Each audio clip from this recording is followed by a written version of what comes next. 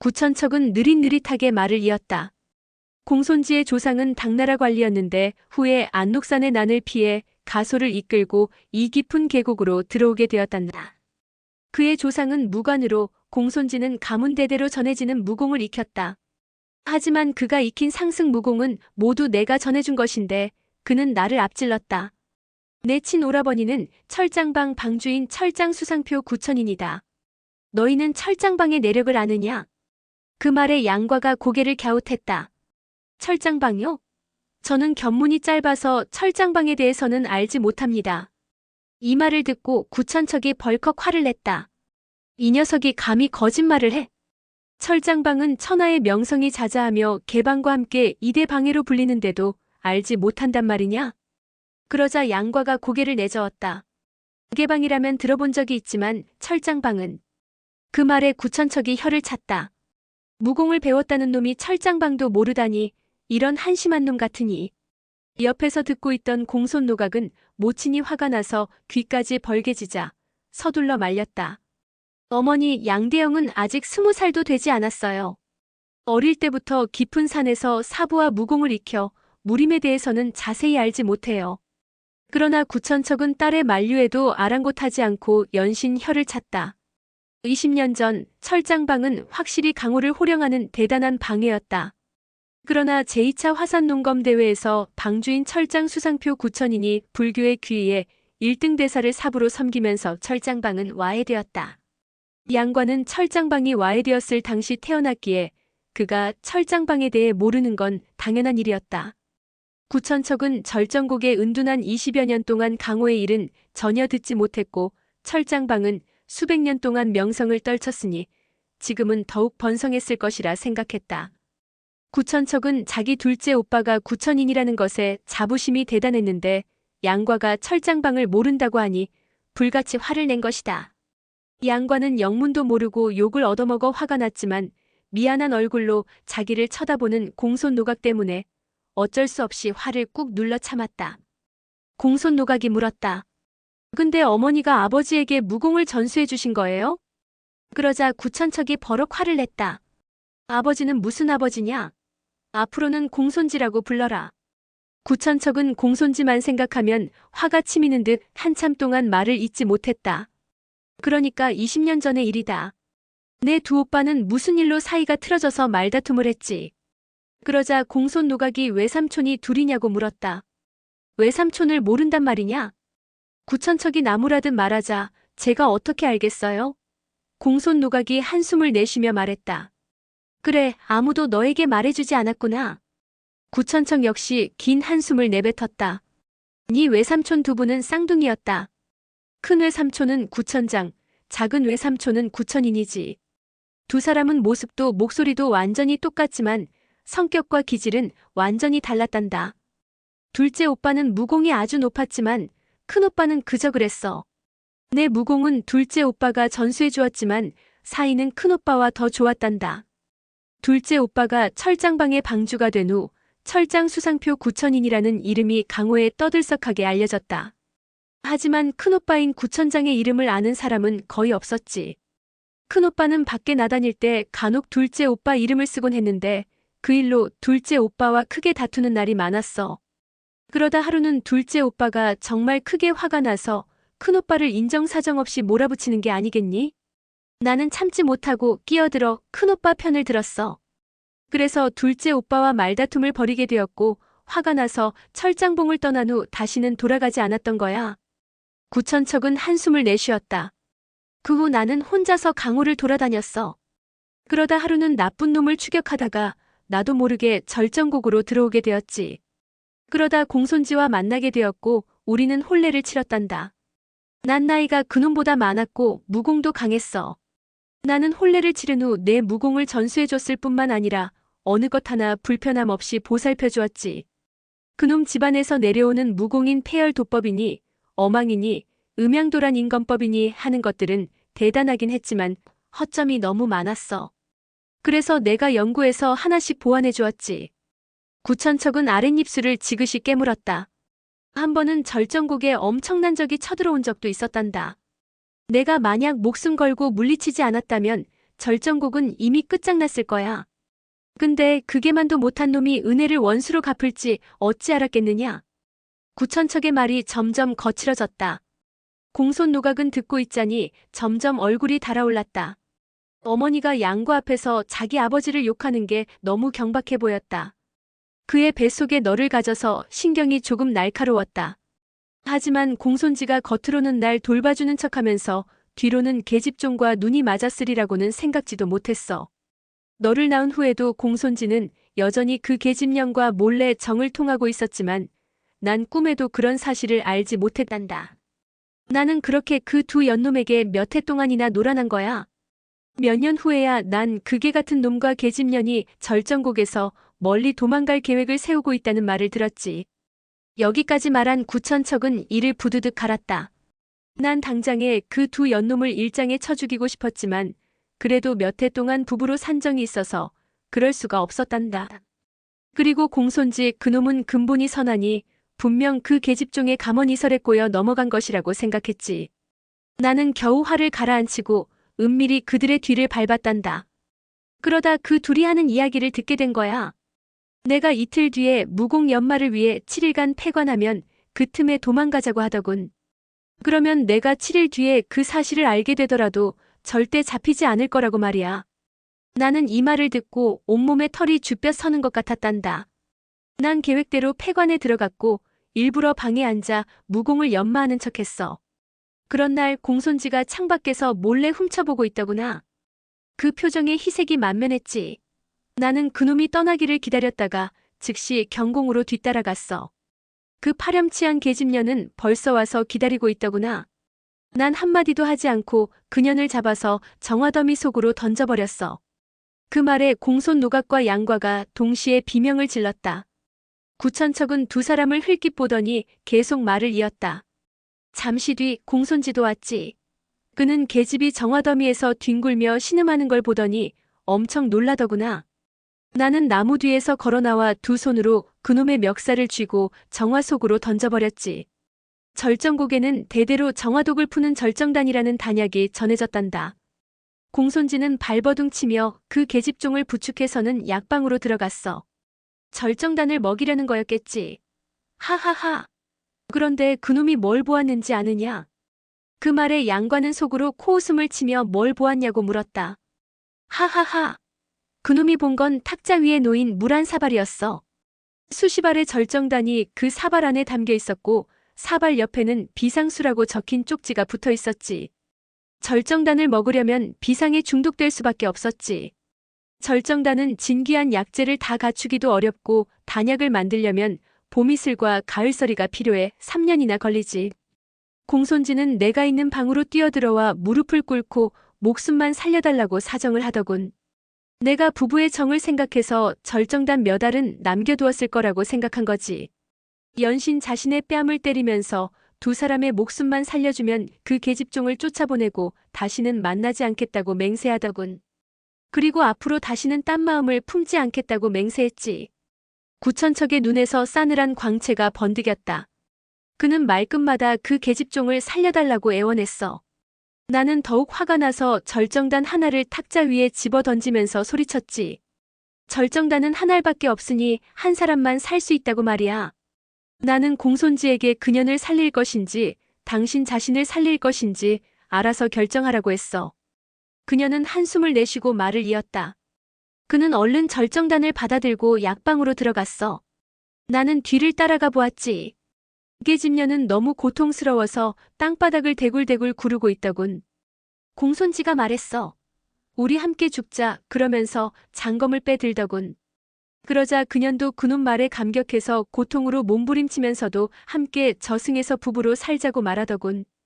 공손지는 칼을 빼들고 계집종을 찔러 죽였지. 구천척은 갑자기 처절하게 웃었다. 난 약방 창밖에서 이 광경을 지켜보며 속으로 놀라고 있었지. 그리고 공손지가 자결할까봐 검을 빼들면 얼른 말리려던 참이었어. 그런데 그는 계집종의 죽은 몸에 검을 문질러서 핏자국을 닦아내더니 다시 검을 검집에 넣었어. 그리고 창밖을 향해 이렇게 소리치더군. 부인, 나는 진심으로 뉘우치고 있소. 내가 직접 계집년을 죽였으니 이제 날 용서해 줄 거지. 그러고는 절정단을 삼켰어. 난 너무나 뜻밖의 행동에 놀라긴 했지만 어쨌든 그가 후회한다는 걸 충분히 보여주었으니 아주 만족했어. 공손지는 그날 주연을 베풀어 술을 따라주며 나에게 사죄했지. 나는 술 2잔을 마신 후 냉소를 지으며 품에서 절정단 하나를 꺼내 탁자에 올려놓았지. 그리고 웃으며 이렇게 말했어. 난 그저 당신 마음을 시험해 보려고 했을 뿐이야. 당신이 다시 한 번 더 사정했으면 2알을 모두 주려고 했어. 공손지는 절정단을 한참 동안 보더니 잔을 들고 웃으며 말했어. 부인, 지나간 일을 말해서 무엇하겠소? 그 계집은 깨끗이 죽는 게 더 낫소.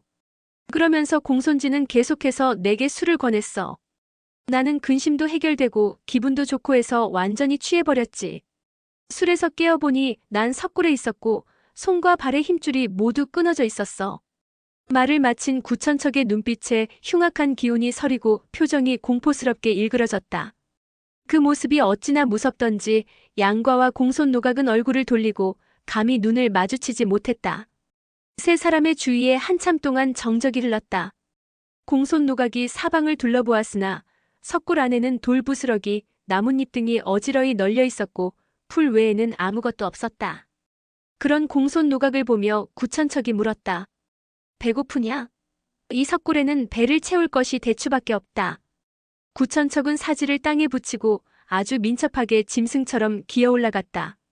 공손 노각과 양과는 구천척의 그런 모습이 처량하고 불쌍해 보였다. 그러나 구천척은 10여 년 넘게 이렇게 행동하는 게 익숙해서 전혀 신경 쓰지 않았다. 공손 노각이 도와주려고 했을 때 구천척은 이미 큰 대추나무가 있는 곳까지 기어 올라가 있었다.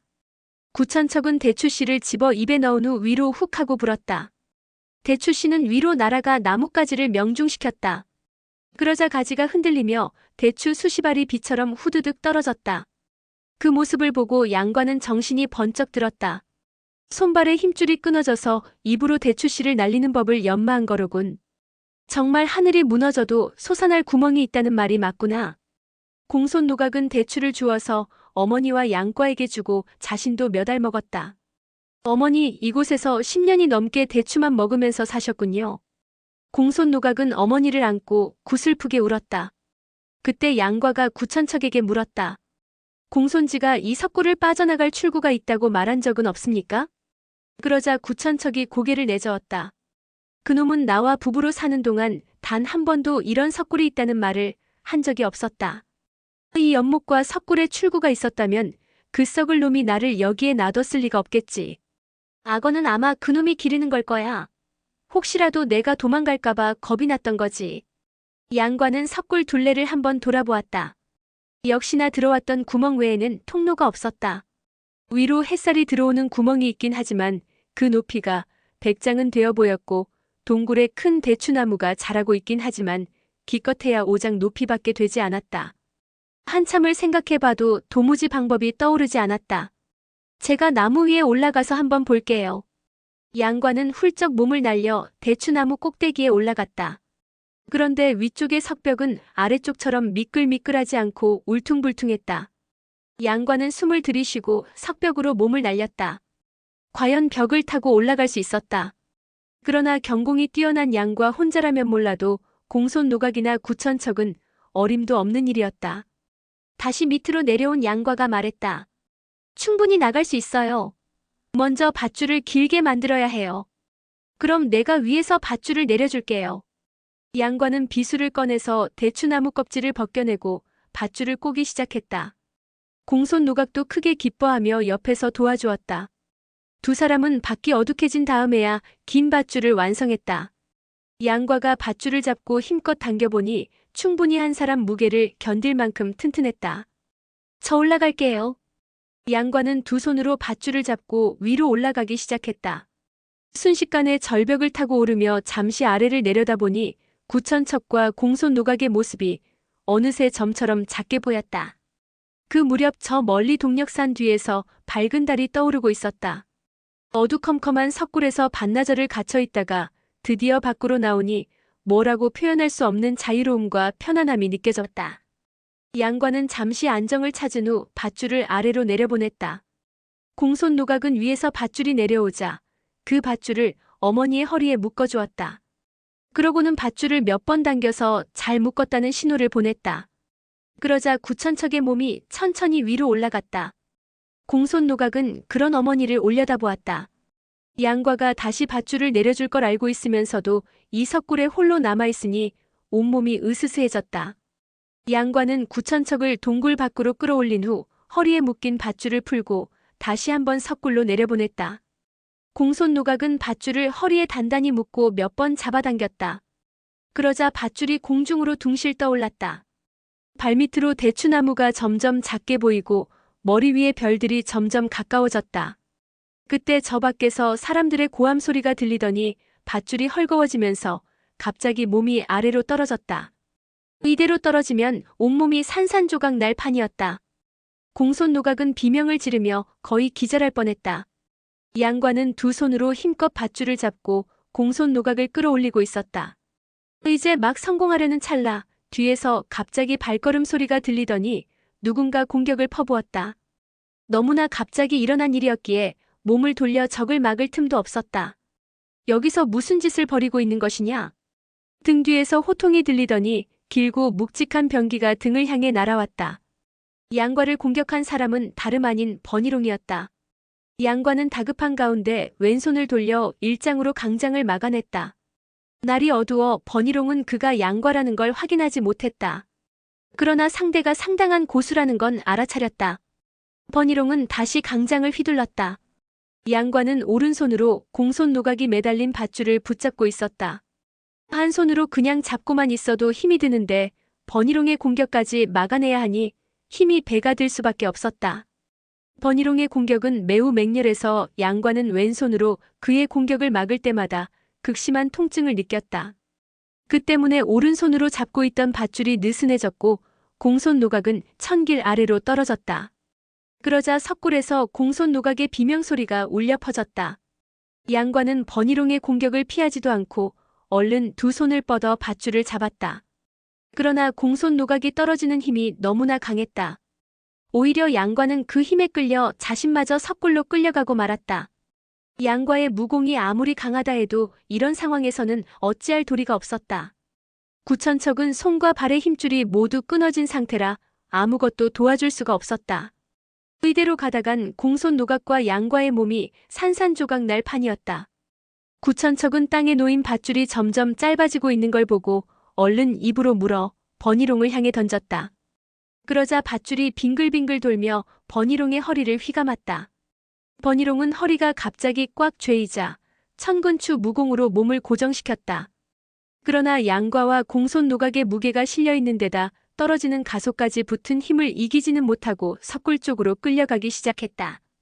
몇 발짝만 더 가면 구멍 속으로 곤두박질 치게 될 상황이 되자 버니롱은 깜짝 놀라서 왼손으로 밧줄을 잡고 오른손으로 구멍 옆에 바위를 꽉 붙잡았다.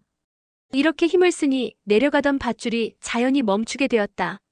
그때 공손 노각의 몸은 석굴 바닥까지 거의 닿을 지경이었다.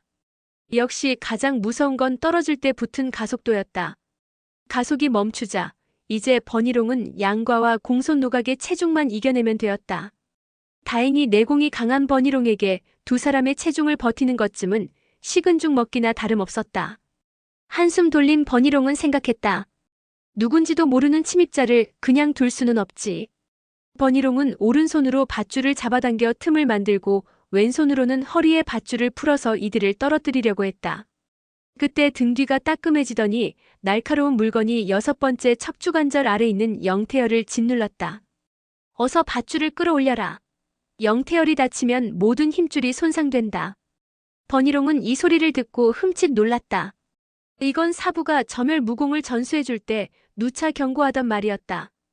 버니롱은 하는 수 없이 두 손으로 힘껏 양과와 공손 노각을 끌어올렸다. 그러나 아까 추락하는 힘을 멈추느라 너무 많은 힘을 쓴 탓인지 가슴이 답답하고 목이 타는 것이 입에서 피가 쏟아져 나올 것만 같았다. 이미 자신도 모르는 사이에 내상을 입은 것이었다. 하지만 적이 자신의 요혈을 겨냥하고 있으니 어쩔 수 없이 전력을 다할 수밖에 없었다. 겨우 양과를 끌어올리고 마음을 놓는 순간 사지가 휘청거리더니 왈칵 피를 토하며 쓰러졌다. 버니롱이 손을 놓자 밧줄은 다시 아래로 떨어졌다. 어서 밧줄을 잡아라. 구천척이 소리를 질렀다. 양관은 그 소리가 나오기 전에 이미 밧줄을 잡고 공손 노각을 끌어올렸다. 공손 노각은 몇 차례나 오르락 내리락 하느라 올라오자마자 기절했다. 양관은 먼저 버니롱의 복면열과 거고려를 눌러서 손발을 움직이지 못하게 한 후 공손 노각을 깨웠다. 공손 노각은 정신이 드는지 천천히 눈을 떴다. 천당인지 지옥인지 멍하게 있는데 달빛 아래에서 양과가 웃으며 자신을 바라보고 있자 그의 품으로 달려들었다. 그러다 정신이 들었는지 흠칫하며 뒤로 물러섰다. 옆에서는 구천척이 웃는 듯 마는 듯한 표정으로 그런 공손 노각을 바라보고 있었다. 공손 노각은 쑥스러워서 어머니를 부르며 몸을 일으켰다. 양과는 구천척이 무공을 잃은 상황에서도 버니롱을 누르고 자기 목숨을 구해주자 존경스러운 마음이 생겼다. 대체 어떤 방법을 썼기에 저 땅딸보가 말을 들은 겁니까? 그러자 구천척이 미소를 지으며 손을 들어 보였다. 손에는 작은 돌멩이 하나가 쥐어져 있었다. 공손지에게 점열 무공을 전수해준 사람이 바로 구천척이었다. 그리고 버니롱에게 점열 무공을 전수해준 사람이 공손지였으니 세 사람의 무공은 일맥상통하고 구결 또한 일치했다. 그래서 구천척은 돌로 버니롱의 영태열을 마친 후 영태열이 다치면 모든 힘줄이 손상된다고 협박한 것이다. 이 말을 들은 버니롱은 당연히 혼비백산했다. 사실 구천척은 손에 힘줄이 끊어진 상태였기에 이렇게 작은 돌로 버니롱의 영태열을 가격해봤자 별 의미가 없었을 것이다. 그러나 버니롱이 그런 사실을 알 리가 없었다. 우여곡절은 있었으나 공손 노각과 구천척은 위험에서 벗어났고 버니롱도 힘을 쓰지 못하는 상태였다. 이제 양과 머릿속에는 오로지 소용렬을 구해야겠다는 생각뿐이었다. 두 분은 여기서 잠시 기다리십시오. 전 절정단을 가지고 먼저 구할 사람이 있습니다. 그 말에 구천척이 깜짝 놀라 물었다. 절정단이라고? 너도 절정단을 가지고 있느냐? 그러자 양과는 품에서 작은 병을 꺼내 절정단을 보여주었다. 맞구나. 그런데 이게 왜 네 손에 있는 것이냐? 더구나 정화독에 당했으면서도 왜 먹지 않은 것이냐? 그러자 양과가 가볍게 미소 지었다. 말씀드리자면 아주 깁니다. 전 먼저 구할 사람이 있으니 나중에 다시 말씀드리겠습니다. 양과는 다시 절정단을 품속에 넣고 걸음을 옮기려고 했다. 공손 노각은 그런 양과를 바라보며 마음이 아팠다. 양대영, 제발 저희 아버지를 만나지 마세요. 그러자 양과가 웃으며 말했다. 절정단으로 선자의 독을 해독하려 한다면 공손곡주도 막지 않을 거예요. 그러다 또 독계에 당하시면 어쩌려고 그러세요? 그러자 양과는 담담하게 웃어 보였다. 운명에 맡기는 수밖에요. 그때 구천척이 물었다. 공손지를 만나러 간다고 했느냐? 그 말에 양과가 그렇다고 하자 구천척이 싸늘한 웃음을 보이며 말했다. 좋다, 나도 함께 가자. 조금이라도 도움이 되지 않겠느냐? 그러면서 구천척도 양과를 따라가겠다고 했다. 양과는 처음에는 어서 해독약을 소용녀에게 먹여야겠다는 생각뿐이라 공손지를 전혀 신경 쓰지 않았다. 그러다가 구천척의 말을 들으니 눈앞이 환해지면서 마음이 편해졌다. 그래, 공손곡주는 이미 혼이 난 몸이니 선자와 결혼할 수는 없지. 그렇게 기쁨에 들떠 있는데 돌연 이런 생각이 들었다. 절정단은 한 알밖에 없으니 선자를 살려도 나는 죽겠구나. 양과는 마음이 무거웠다. 공손 노각도 또다시 부친과 만날 생각을 하니 마음이 뒤숭숭해졌다. 오로지 구천척만이 기쁨에 들떠 있었다. 노각아, 어서 나를 업어라. 오늘의 영상은 여기까지입니다. 영상이 도움이 되셨다면 구독과 좋아요, 알람 설정 부탁드립니다. 시청해주셔서 감사합니다.